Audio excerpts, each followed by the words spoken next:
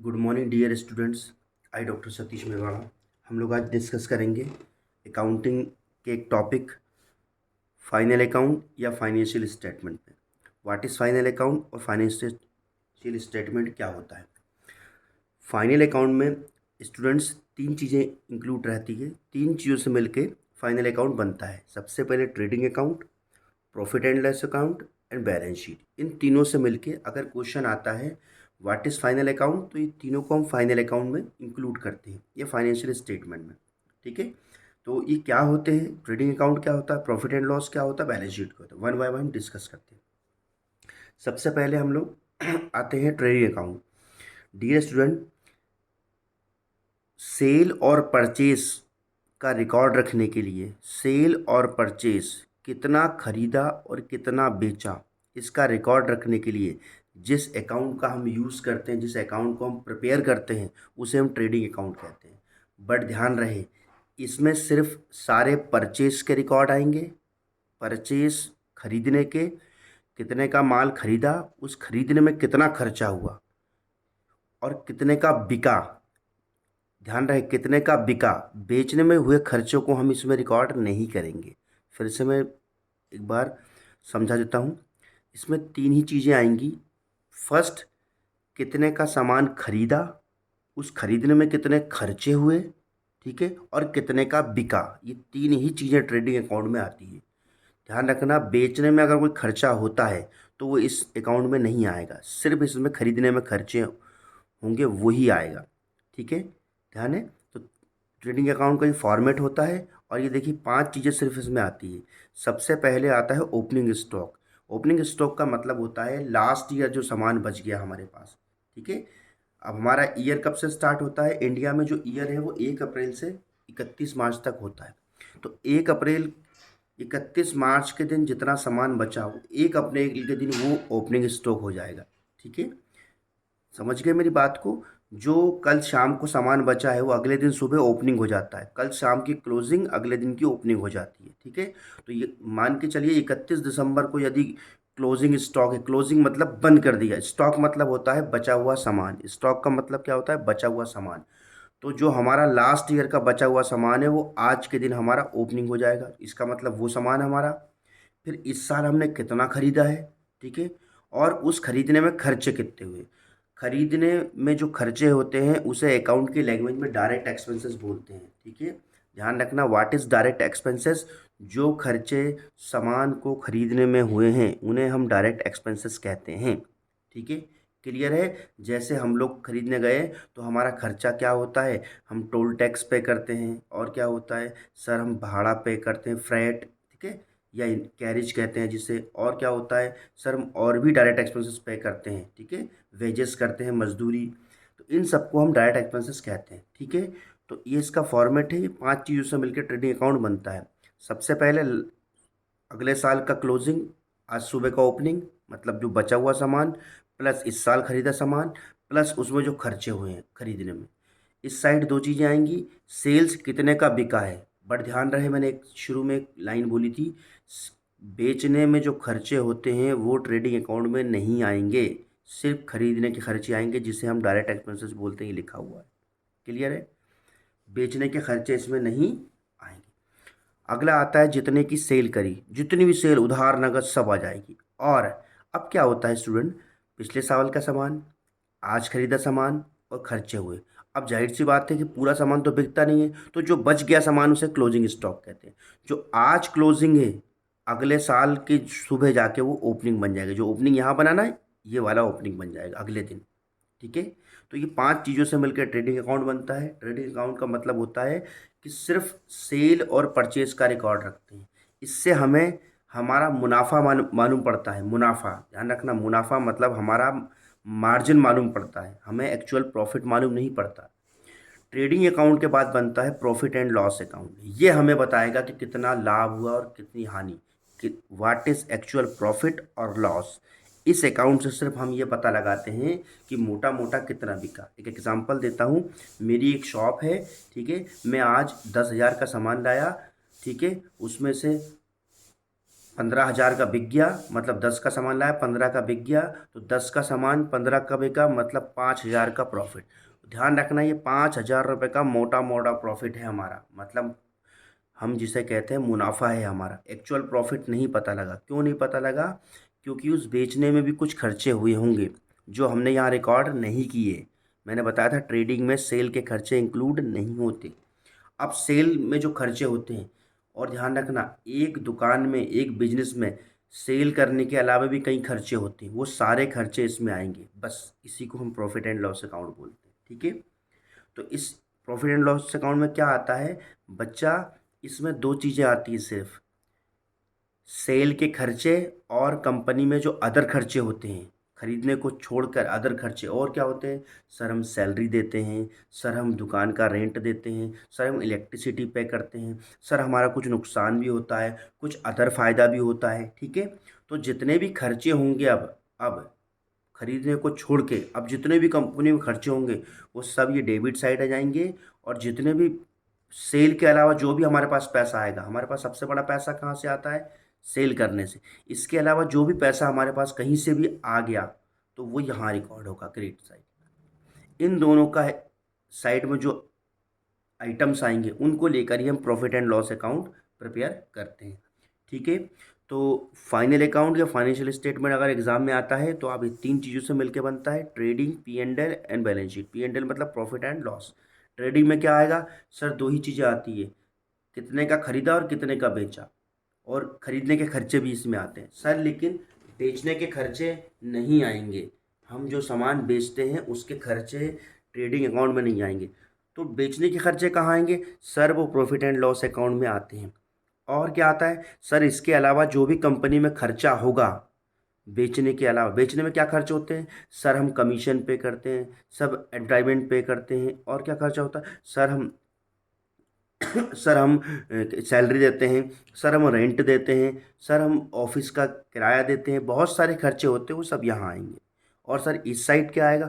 इस साइड हमारे सारी इनकम आएगी जो सेल के अलावा होती है। कैसे? जैसे हमें कहीं कमीशन मिल गया, हमारी कहीं बगल में शॉप है उसका किराया आ गया, ठीक है, और भी कई खर्चे आ गए हमारे, वो सारे यहाँ आएंगे। ठीक है, तो ये दोनों अकाउंट समझ में आ गए। अब हम चलते हैं बैलेंस शीट पे। What is balance sheet? ध्यान रखना बच्चा, ये हमें मोटा मोटा प्रॉफिट बताती है कि इतने का सामान लाया, इतने का बेच दिया। ये हमें एक्चुअल प्रॉफिट बताता है, क्योंकि हमारा मोटा मोटा प्रॉफिट में से बाकी खर्चे घटेंगे। ठीक है, हमारा जो बेसिक मुनाफा हुआ उसमें से बाकी खर्चे घटेंगे। वो खर्चे घटने के बाद हमें एक्चुअल प्रॉफिट पता लग जाएगा, एक्चुअल में कितना प्रॉफिट हुआ है। अब हम बनाएंगे हमारी कंपनी की पोजीशन क्या है। ध्यान रखना, बैलेंस शीट कंपनी की एक्चुअल पोजीशन दिखाती है कि हमारे पास कितना पैसा है, कितना लेना है और कितना देना है।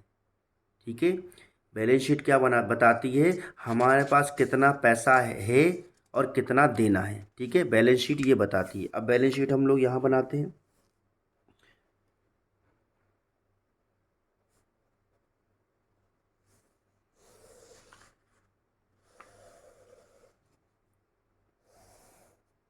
ये फॉर्मेट होता है बच्चा लोग बैलेंस शीट का।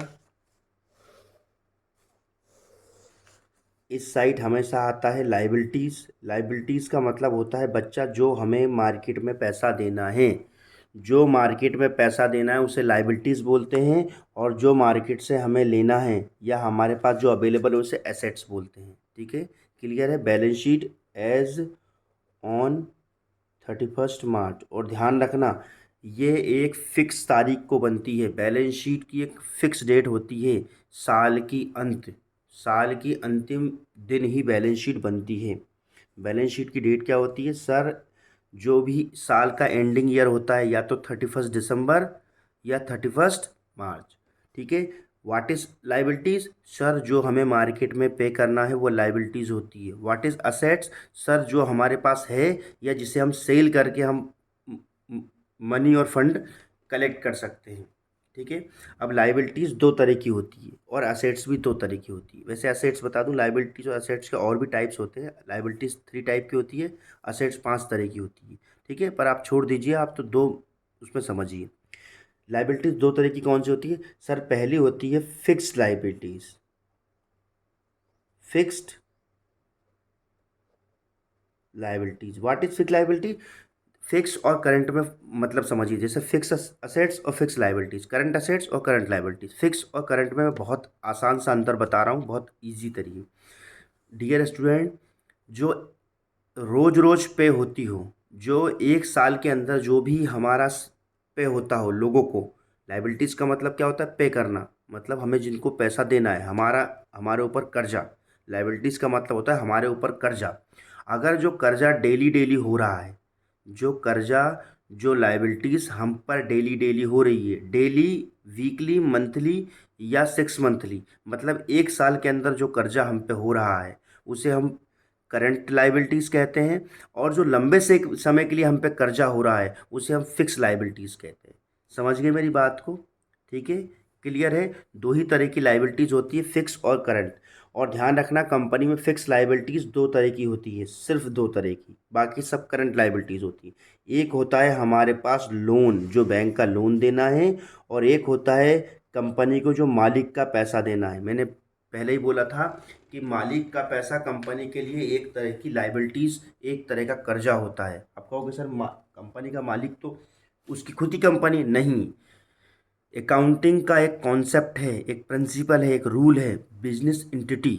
वो ये कहती है, बिजनेस एंटिटी ये कहती है कि ऑनर और बिजनेस में कस्टमर और बिजनेसमैन का रिलेशन होता है। मतलब यदि मालिक पैसा लगाएगा, उस पैसे को हम बोलते हैं कैपिटल। अगर वो लगाता है तो ब्याज देगी कंपनी, और वो निकालता है तो ब्याज लेगी कंपनी।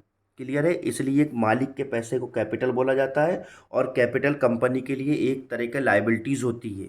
ठीक है, तो दो ही फिक्स लाइबिलिटीज होती है कंपनी में।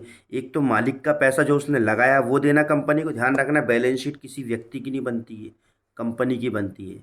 ठीक है, और कंपनी का अकाउंटेंट का ये धर्म होता है कि वो बैंक का लोन पटाए, जो भी लोन ले रखा बैंक से या कहीं से भी, और मालिक से जो पैसा उसने शुरू में लिया था या जब जब भी मालिक से पैसा ले रहा है वो चुकाए। ये दो फिक्स लाइबिलिटीज होती है। इसके अलावा नंबर 2 पे आता है current liabilities. What is current liabilities? Sir, जो हम रोज रोज पे करते हैं वो करंट लाइबिलिटीज होता है। अब करंट लाइबिलिटीज में क्या आता है? सबसे पहले आता है क्रेडिटर्स, जिनसे हम छोटा मोटा रोज उधार लेते हैं। क्रेडिटर्स वो लोग होते हैं जिनसे हम रोज उधार लेते हैं। जैसे रोज रोज किसी से उधार लेके आते हैं ना, वो क्रेडिटर्स होते हैं अकाउंट की लैंग्वेज में। दूसरा होता है आपका बिल्स पेबल। अभी बिल्स पेबल क्या होता है बता रहा हूँ। क्रेडिटर्स और बिल्स पेबल दोनों एक ही लोग होते हैं बच्चा, स्टूडेंट। लेकिन क्या होता है कि यदि हमने एक दुकान पे गए, समझना, क्रेडिटर्स और बिल्स पेबल पे क्वेश्चन आ सकता है बच्चा लोग। क्रेडिटर्स क्या होते हैं, मैं बहुत आसान भाषा में आपको समझा रहा हूँ। बिल्स पेबल क्या होता है? एक दुकान पे गया मैं, ठीक है, मेरी एक शॉप है, ये मेरी बैलेंस शीट बन रही है। मैं बताता हूँ मेरे लिए क्रेडिटर्स कौन हो सकते हैं। ठीक है, मैं एक दुकान पे गया और बोला यार 50,000 का सामान दे दो, पैसे कल ले लेना। तो उसने कहा ठीक है, कल दे देना, या 3 दिन बाद, या 1 महीने बाद ले लेना। मैं गया और उसने मुझसे कहा ठीक है। उसने मोटा मोटा एक रफ कॉपी में लिख लिया मुझसे पैसा लेना है। वो व्यक्ति मेरे लिए क्रेडिटर्स हो गया, क्योंकि मुझे उसको लाइबिलिटीज़ बन गया, मुझे उसको पे करना है, लेकिन मैंने 3 महीने का वादा किया, मतलब करंट लाइबिलिटीज़ हो गया। अब एक और चीज़ है, मैं अगले दिन गया, एक दूसरी दुकान पे गया और मैंने कहा यार 10,000 का सामान दे दो, पैसे 3 दिन बाद ले लेना। उसने कहा ठीक है भाई साहब, ये नोटरी करा लेते हैं, मतलब ये लिखा पढ़ी कर लेते हैं, एक एग्रीमेंट बनवा लेते हैं। ठीक है, एक एग्रीमेंट बनवा लेते हैं कि आप मुझे 3 महीने बाद पैसे दोगे। जो एग्रीमेंट बना है उसी को हम बिल्स पेबल कहते हैं। अब इसके और भी रूल हैं, बाद में पढ़ेंगे, लेकिन मैं मोटा मोटा समझा देता हूँ। समझ गए? एक व्यक्ति ने मुझसे सिर्फ एक रफ कॉपी में लिख लिया, और एक व्यक्ति ने मुझसे एग्रीमेंट करवा लिया। ठीक है, दोनों ही क्रेडिटर्स है मेरे लिए, लेकिन वो मेरे लिए बन गया बिल, क्योंकि उस बिल को मुझे पे करना पड़ेगा। इसका पैसा खा सकता हूँ मैं, क्योंकि इससे कोई मेरा एग्रीमेंट नहीं हुआ, लेकिन ये पैसा मैं खा नहीं सकता। इस पे मुझे कोर्ट में ऑब्लिगेशन हो गया, मतलब मुझ पर ये दायित्व हो गया, क्योंकि मैंने यहाँ पे एग्रीमेंट किया हुआ है। ठीक है, तो ध्यान रखना, ये दोनों ही क्रेडिटर्स होते हैं, पर हम जब एग्रीमेंट के थ्रू किसी से सामान लेते हैं तो वो एग्रीमेंट बन जाता है बिल्स पेबल। ठीक है, बिल्स जो पे करना है हमें। ठीक है, क्लियर है? दो। तीसरा होता है आपका आउटस्टैंडिंग अमाउंट। किसी का हमने आउटस्टैंडिंग, किसी का पैसा रोक लिया। जैसे हमने हमारे स्टेशनरी का रोक लिया, हमने डीजल वाले का रोक लिया, पेट्रोल पंप का पैसा रोक लिया, हमने हमारे एम्प्लॉय की सैलरी रोक ली, या किसी को पैसा देना था वो रोक लिया। जो भी रोका हुआ पैसा, इसको कहते हैं बकाया। आउटस्टैंडिंग को बोलते हैं बकाया खर्चा। बकाया मतलब किसी का ड्यू, इसको एक और बोलते हैं ड्यू। ठीक है। तो तीसरा क्या हो गया, पहला क्रेडिटर्स, दूसरा बिल्स पेबल, तीसरा हो गया है ड्यू अमाउंट या आउटस्टैंडिंग अमाउंट। ठीक है। चौथा होता है आपका अनएक्रूड इनकम। अन इनकम, अनएक्रूड का मतलब होता है किसी से एडवांस में इनकम लेना। ध्यान रखना, अनएक्रूड का मतलब एडवांस भी होता है, advance income, advance income.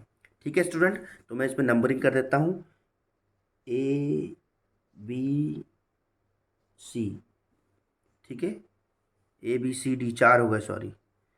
Creditors, bills payable, outstanding, unaccrued. Unaccrued income क्या होती है सर, हम किसी से एडवांस में इनकम ले लेते हैं। अब ये लाइबिलिटीज कैसे बन जाती है, सर मैंने किसी से एडवांस में पैसा ले लिया, तो उसका पैसा देना ना वापस, या तो मैं उसको सामान दूं या पैसा दूं, तो मेरे लिए वो लाइबिलिटीज बन जाएगा। ठीक है। पांचवी होती है आपकी ई नंबर, प्रोविजन फॉर टैक्स। ध्यान रखना है, बाहर लिखूंगा, जगह कम है। Provision for tax. Provision for tax क्या होता है, सर हम जो टैक्स, हम पे जो टैक्स टैक्स देना भी तो लाइबिलिटीज होती है, सरकार को टैक्स देना भी। ठीक है, तो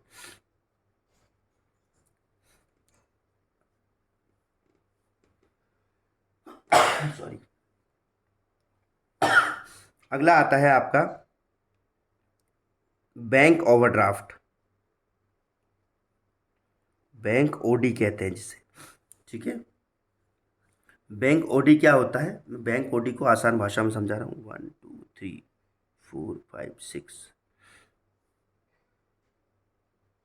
ठीक है। बैंक ओडी क्या होता है, आसान भाषा में क्या होता है, जिस बैंक में हमारा लेन देन अच्छा होता है ना, जिस बैंक में हमारा लेन देन अच्छा होता है, बैंक हमें एक फैसिलिटी देती है शॉर्ट टर्म लोन की। वो ये कहती है कि जब जब भी आपको पैसा चाहिए आप मुझसे ले सकते हो, साल के अंत में जाके थोड़े से ब्याज के साथ आप मुझे वापस दे देना। जैसे मान लीजिए मेरा बैंक में 1 करोड़ की एफडी है, अब मुझे मान लीजिए 50,000 की अर्जेंट ज़रूरत आ गई, तो मैं एफडी क्यों तोड़वाऊँ। तो बैंक मुझे एक फैसिलिटी देती है शॉर्ट टर्म लोन की, अपनी किसके बिहाफ पे देती है, ठीक है, जो मेरी एफडी है या मेरा रिकॉर्ड अच्छा हो उस बैंक में। एफडी ना हो तब भी दे देती है जब आपका रिकॉर्ड अच्छा हो। वो बैंक आपको क्या करती है, एक लिमिट बना के दे देती है कि आपको मैं 10 लाख रुपए आपको हम दे रहे हैं ओडी अकाउंट में, जब जब यूज़ करोगे तब तब ब्याज देंगे। ध्यान रखना, बैंक ओडी पे जब जब यूज़, जैसे मान लीजिए आपको एक लिमिट सेट कर दी कि 5 लाख रुपए आपके इस अकाउंट में पड़े हैं ओडी अकाउंट में। ठीक है, ये हम आपको इसलिए दे रहे हैं कि जब जब आपको बीच में ज़रूरत पड़े आप तुरंत आना, निकाल के ले आना और अपना काम चलाना, और 2 दिन बाद या 5 दिन बाद या महीने भर बाद डाल जाना। तो जितने दिन आप इसको यूज़ करोगे उतने दिन का ही ब्याज लेंगे। जैसे मान लीजिए मेरी 5 लाख की लिमिट है, मैं बैंक गया, मुझे 10,000 अर्जेंट गया, मैंने बैंक से 10,000 निकाले और मेरे कस्टमर को दे दिए। ठीक है। अब वो आ गए 15 दिन बाद वापस आ गए, मैंने डाके अकाउंट में डाल दिए, तो 15 दिन का ही मुझे ब्याज देना पड़ेगा। ठीक है। और उसका कोई टाइम लिमिट नहीं होता कि भाई आपको इतने दिन में जमा करना है, आप साल भर के अंदर उसको कभी भी क्लोज कर सकते हो। ठीक है। और उतने दिन का ब्याज लगेगा जितने दिन आप यूज़ कर रहे हो। सॉरी। ये आपकी लाइबिलिटीज हो गई जो पे करना है। अब असेट्स भी दो टाइप की होती है स्टूडेंट। दो टाइप की असेट्स कौन सी होती है, वही फिक्स्ड और करंट। फिक्स असेट्स कौन कौन सी होती है सर, नंबर 1 होती है land and building. Land and building क्या होता है सर, जिस भूमि पर और जिस भवन में, जिस लैंड में और जिस बिल्डिंग में हमारा बिजनेस चल रहा, ये असेट्स कैसे होती है सर, ये मेरी संपत्ति है क्योंकि मैंने इसको बनाया है। लैंड एंड, लैंड मतलब वो जो ज़मीन जिस पर बिजनेस है, और बिल्डिंग मतलब समझ गए होंगे। दूसरा होता है मशीनरी, जो मशीनरी हमारे बिजनेस में, वो भी हमारी फिक्स असेट्स होती है। अब ये फिक्स कैसे होती है, क्योंकि ये लंबे समय के लिए होती है। ये रोज रोज, मैंने क्या बताया था, करंट और फिक्स में फ़र्क क्या है, रोज रोज का। क्या लैंड और बिल्डिंग रोज रोज खरीदते बेचते हो, क्या मशीनरी रोज रोज खरीदते बेचते हो, नहीं। तीसरा होता है फर्नीचर, जो आपके बिजनेस में फर्नीचर यूज़ हुआ है वो। फिर होता है आपका टूल्स। टूल्स मतलब होता है जो आपके कल पुर्जे होते हैं, है ना, टूल्स होते हैं, टूल्स एंड इक्विपमेंट, जो भी आपके बाकी के जो असेट्स होती हैं। ठीक है। हो गया आपका land and building, machinery, furniture, tools and equipment. ठीक है। अब इसी फिक्स असेट्स में एक असेट्स होती है, इसी फिक्स में, उसको फिक्स भी बोलते हैं। ठीक है। इनको वैसे एक बात बता दूं मैं, इनको टेंजिबल असेट्स बोलते हैं। टेंजिबल मतलब टच, इन असेट्स सबको आप टच कर सकते हो, लैंड लैंड को टच कर सकते हो, बिल्डिंग को, मशीन को, फर्नीचर को, टूल्स एंड इक्विपमेंट को। ठीक है, समझ गए। अब टूल्स और इक्विपमेंट का एक मैं एग्जांपल देता हूँ, उससे क्या बोलते हैं। जैसे आपके यहाँ बहुत सारे कंप्यूटर्स पड़े हैं, और जो क्या बोलते हैं, आपकी बस है उसका जैक है। ठीक है, और भी जो बाकी छोटे छोटे होते हैं ना मशीनें, छोटी छोटी मशीनरी होती है, टूल्स इक्विपमेंट कहते हैं, उन्हें भी आप छू सकते हो। अब अब ध्यान रखना, इन्हें बोलते हैं टेंजिबल असेट्स।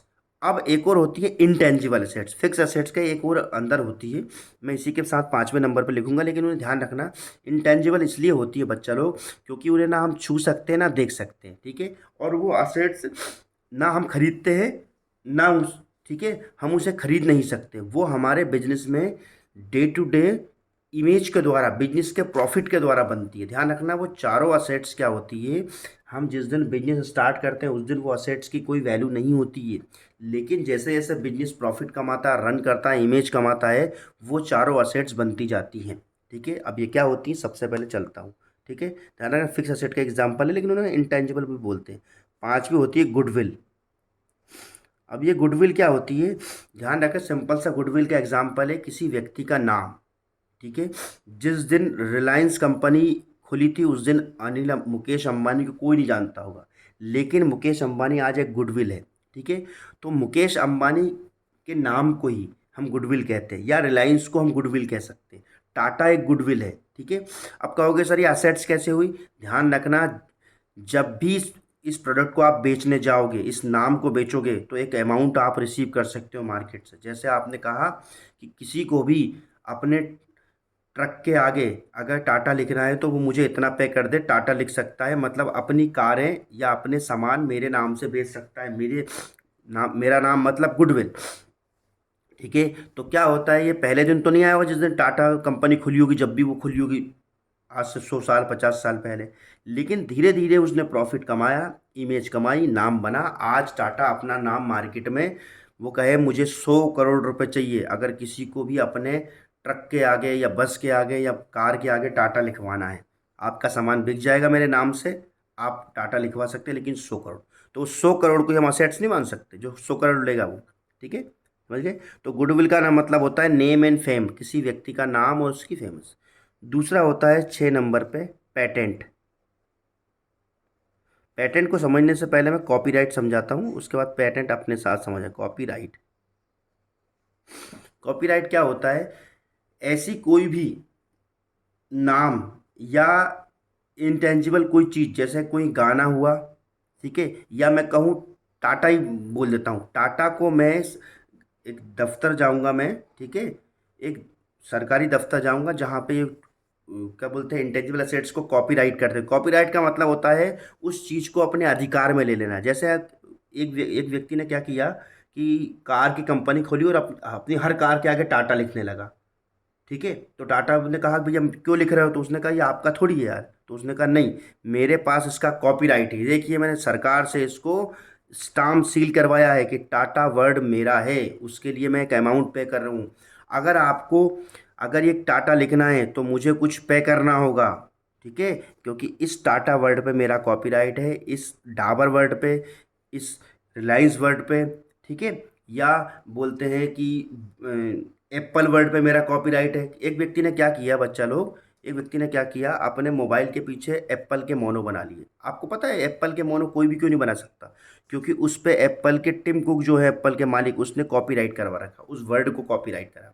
कॉपीराइट मतलब होता है अपने अधिकार में ले रखा है, उसका एक अमाउंट पे किया सरकार को, और जाके अपने अधिकार में ले लिया। अब जब भी कोई एप्पल वर्ड, आईफोन अपने मोबाइल पे बनाएगा, तो उसे, उस पर ये व्यक्ति केस कर सकता है, एप्पल का मालिक। क्यों, क्योंकि उस पर कॉपीराइट है। समझ गए। तो उसी जो नाम था आपका, जो भी नाम था या लोगो था, उसको कॉपीराइट करा भी सकते हैं। तो दूसरी असेट्स ये हो गई, पहली क्या हो गई, आपका नाम, वो बिकेगा मार्केट में। दूसरा, उसको रजिस्टर्ड करा लेना।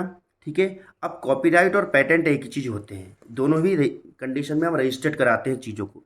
लेकिन क्या होता है, कॉपीराइट में हम किसी सॉन्ग को करा सकते हैं, किसी नाम को करा सकते हैं, किसी लोगो को करा सकते हैं। लोगो मतलब जैसे एप्पल का लोगो नहीं होता, कटा हुआ एप्पल, तो उसको हम।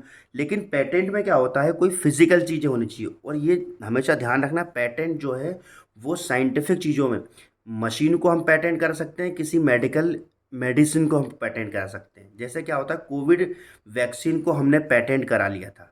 पेटेंट कराने का मतलब क्या होता है कि कोविड वैक्सीन दुनिया में कोई भी बनाएगा तो हमारी जैसी कॉपी नहीं कर सकता। बनाएगा तो भारत सरकार से परमिशन लेगा। समझ गए? क्लियर है?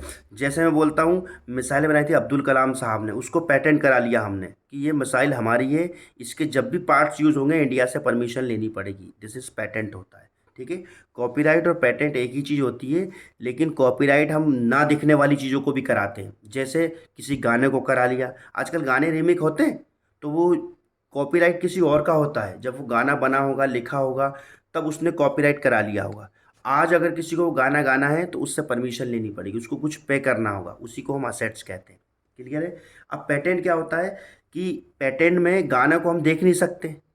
ठीक है? गाने को हम ना देख नहीं सकते, तो वो इंटेंजिबल हो गया, अदृश्य हो गया। हम किसी नाम को देख नहीं सकते, जैसे एप्पल के मोने को हम क्या कर सकते हैं, वो भी इंटेंजिबल से। लेकिन पेटेंट कराने के लिए कोई फिजिकल चीज़ का होना जरूरी है। ठीक है? जैसे कोई मशीन का होना जरूरी है, कोई मेडिसिन का होना जरूरी है। और ध्यान रखना, पेटेंट हमेशा साइंस वाली चीज़ों में होता है। गुडविल, पेटेंट, कॉपीराइट और लास्ट आता है इसका, चार होते हैं ये, ट्रेडमार्क। Trade mark. ट्रेडमार्क क्या होता है? वही मैंने जो बताया था, वो एप्पल का आधा कटा हुआ एप्पल, डाबर का वो बरगद का पेड़, बरगद का पेड़ देखो, डाबर के पीछे आपने। ठीक है? ये काय का है? ये किसका सिंबल है? नाइक का। ये डाबर का, इसे बोलते हैं ट्रेडमार्क। ठीक है? देखना, डाबर के पीछे ये बरगद का पेड़ आता है, नाइक के पीछे राइट आता है। यूनियन बैंक, ये यूनियन बैंक का होता, देखा होगा आपने। ये यू होता है, हिंदुस्तानी यूनिलीवर का होता है। ठीक है? और भी आप, एप्पल का जो कटा हुआ एप्पल होता है। ठीक है? और भी कई चीज़ें होती है। एडिडास में शायद वो दो लकीरें होती है एडिडास के शूज़ में, है ना? इस तरह से इनको बोलते हैं ट्रेडमार्क। इनको भी हम कॉप वो करा सकते हैं पेटेंट। ये होते ट्रेडमार्क है। अब इनको क्या कराना पड़ेगा, हम कॉपीराइट करा लेंगे, अधिकार में ले लेंगे अपने। ठीक है? ये हो गई फिक्स असेट्स आपकी। ठीक है? अब आती है करंट असेट्स। ठीक है? Number one fix, number two current assets. ठीक है? लास्ट है ये। अब करंट असेट्स क्या होती है? सर, जो हम रोज रोज हमें पैसा मिलता है उसे हम कहते हैं करंट असेट्स। तो सबसे पहले रोज रोज मिलता है डेटर्स से। कहाँ से मिलता है? डेटर्स से। क्रेडिटर्स का अपोजिट डेटर्स होता है। क्रेडिटर्स हमें जिनको रोज रोज पे करना है वो क्रेडिटर्स, जिनसे हम रोज रोज लेते हैं वो डेटर्स हो गया। ठीक है? बिल्स पेबल, जो बिल हमें पे करना है वो बिल्स पेबल, जो हमें पे करेगा वो बिल्स रिसीबल हो गया। कंडीशन वही आ गई, हमने लिखा पढ़ी कर ली उससे, हमने एग्रीमेंट कर लिया उससे। ध्यान रखना है, बिल्स पेबल और डेटर्स दोनों एक ही व्यक्ति होते हैं। बस फर्क होता है, डेटर्स के साथ हम कोई एग्रीमेंट नहीं करते, और बिल्स रिसीवल, जिससे हम बिल्स रिसीव करेंगे उससे हम एग्रीमेंट करते हैं, इसलिए वो डेटर्स बिल्स रिसीवल बन जाता है। ठीक है? दो हो गए। तीसरा होता है आउटस्टैंडिंग, मतलब बकाया। तो यहाँ पे क्या हो गया, हमने किसी को एडवांस में पैसा दे दिया तो हमारी संपत्ति बन गई, एडवांस एक्सपेंसेस। यहाँ पे एक्रूड इनकम, सॉरी अनएक्रूड इनकम, मतलब एडवांस में इनकम, तो हमारी यहाँ पे क्या हो जाएगी, एक्रूड इनकम, बकाया इनकम हो जाएगी। एक्रूड इनकम, ये भी करंट असेट्स होती है।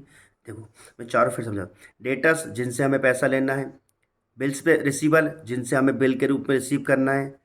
एडवांस एक्सपेंसेस, हमने किसी को एडवांस में पैसा दे दिया है तो हमारी संपत्ति है।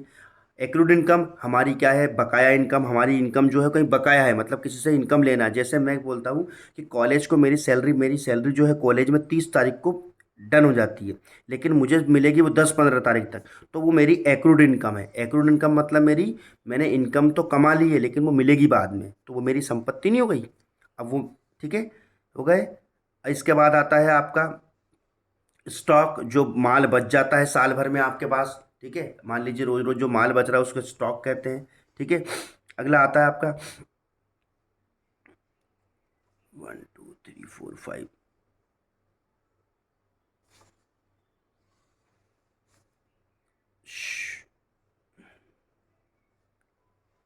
शॉर्ट टर्म इन्वेस्टमेंट, कहीं छोटे समय के लिए आपने पैसा लगाया है, इन्वेस्टमेंट। ठीक है?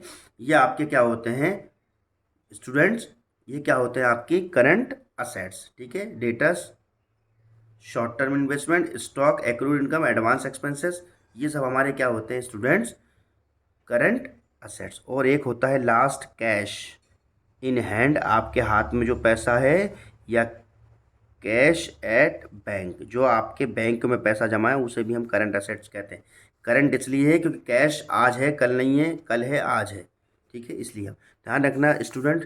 फिर से मैं डिस्क्राइब कर देता हूँ। फाइनल अकाउंट में तीन चीज़ें होती हैं, trading, P and L, balance sheet. Trading में हम क्या करते हैं सर, हम सिर्फ खरीदने और बेचने का रिकॉर्ड रखते हैं, और खरीदने के सारे खर्चे ट्रेडिंग में आएंगे, लेकिन बेचने के खर्चे नहीं आएंगे। बेचने के खर्चे कहाँ आते हैं सर, वो प्रॉफिट एंड लॉस अकाउंट में आते हैं। बैलेंस शीट क्या होती है सर, ये एक फाइनेंशियल स्टेटमेंट होता है जिसमें हम ये बताते हैं कि कितना हमें देना है और कितना लेना है, ठीक है। देना और लेना बराबर हो जाता है तो इस समझिए कि आपकी कंपनी ठीक ठाक चल रही है, ठीक है। देने भी दो तरह के होते हैं, लेने भी दो तरह के होते हैं, ठीक है स्टूडेंट। हम आगे कंटिन्यू करेंगे इसी को, और आगे इसके आगे और पढ़ेंगे अकाउंट में जो भी है, ठीक है। मेरा नाम डॉक्टर सतीश मेवाड़ा है, ठीक है। आप मुझे व्हाट्सएप पर भी टच कर सकते हैं किसी अदर इन्फॉर्मेशन के लिए। मेरा मोबाइल नंबर है, मैं मोबाइल नंबर बोल देता हूँ, 9993419950, doctor Satish. Thank you so much, have a good day.